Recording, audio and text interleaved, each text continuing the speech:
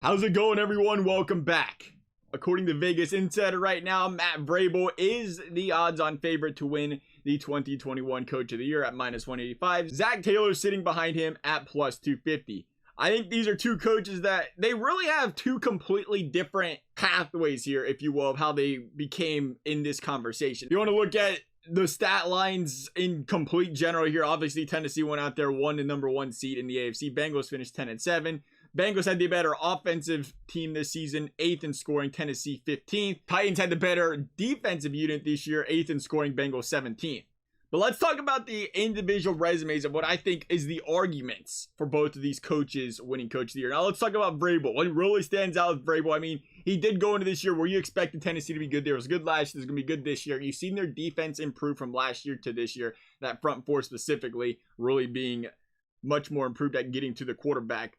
But big losses. You've seen A.J. Brown go down. You've seen Derrick Henry go down. Derrick Henry, the really big notable one. A.J. Brown, excellent receiver, of course, losing him, big blow. But to go out there and lose the focal point of your offense, in Tennessee's case, really the quarterback of your offense. That's no shot at Ryan Tannehill, but that was how this team was ran. It was ran through the run game. Derrick Henry was getting 25, 30 touches a game. I think it was it 420? I think it was 420. I think it was over 400, right? Or is it 5? I think it was 4. Carries. That's how many carries Derrick Henry was on pace to have this year. That's ridiculous for a running back in today's day and age. And for him to go down, you thought, oh, here we go. What are they going to do? No Derrick Henry on this team.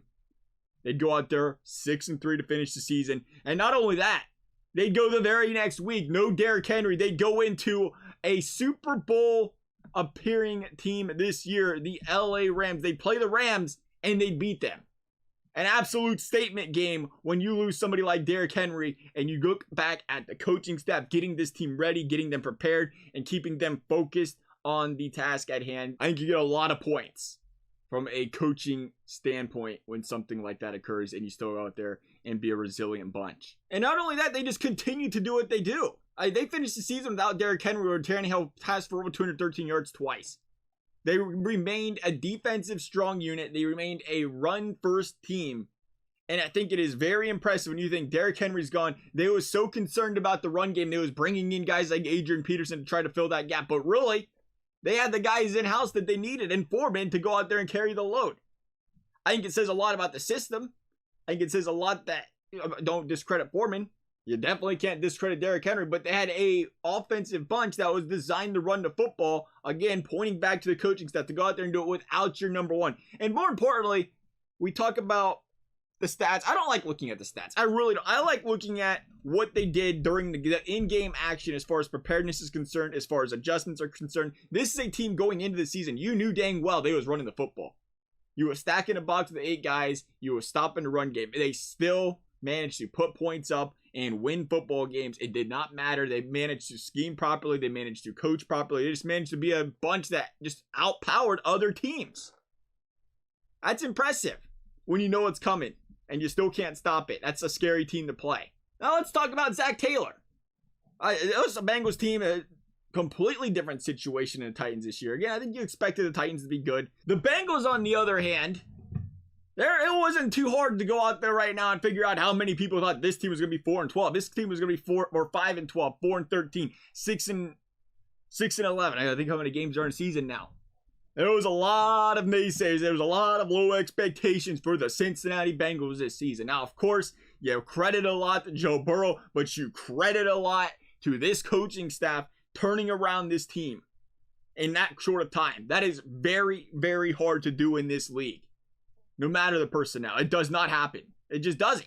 It just doesn't happen. I think what the 49ers did it that one year, they was 4-12 just recently, and they came back to be a playoff team. Besides that, you just don't see it. Again, that's a lot of points you accredit to the coaching staff to go out there and continue to grow and adapt. I think what you look at with Zach Taylor, and I've said this as a Bengals fan now for a couple years, what I've really loved about this guy is he's an adaptive coach. He's not stuck in his own ways. He's completely open to learning, adjusting, and improving his game, his style as a head coach. And we have seen that over the course of 3 years with him as a Cincinnati Bengals head coach. We've seen it this year, where earlier in the year, there may have been some questionable play calls or some questionable decision making we've seen out of Taylor. But The thing is, sure, you can point that out and say, let's talk about a whole year product. But the thing is, just like an MVP, sometimes the MVP starts the season off sluggish, 1, 2, 3 games in. So I don't think you hold that accountable to Zac Taylor. I actually think the recency bias falls in his favor here. But I also go out and look at what, to me, is the number one thing personally I want to see in a head coach. And that is to go out in the second half and make mid-game adjustments from the first half when you struggle. The Bengals did that a lot this season, where they struggled in the first and they played strong in the second half. They were the most notorious second half team in the league this season. Look at Kansas City twice. They'd go into halftime against Kansas City down twice. Go out there, come back and win. You've seen it in games against Baltimore, Pittsburgh, big games where it was tight in the halftime and they just run away with the game in the second half.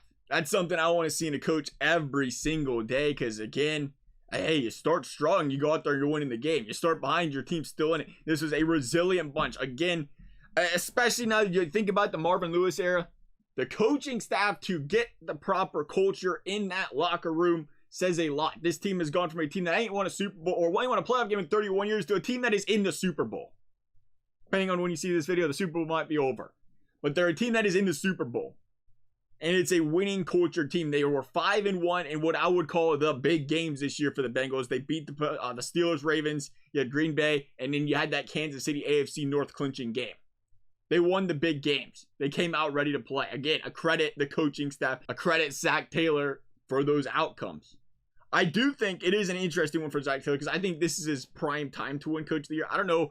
He might not have another chance in the next decade, even if he does coach the Bengals that long, because I think the more and more this Bengals team grows and the more of a just absolute monster Joe Burrow becomes, I think that kind of, it devalues the, I don't want to say it does though. It devalues your coaching performance a little bit when you just have an absolute monster like that behind center. We'll see though. Maybe he gets another chance, but I think this is Zac Taylor's prime chance to win Coach of the Year. I think he should win Coach of the Year. I'm going to go ahead and say it. I think this is why.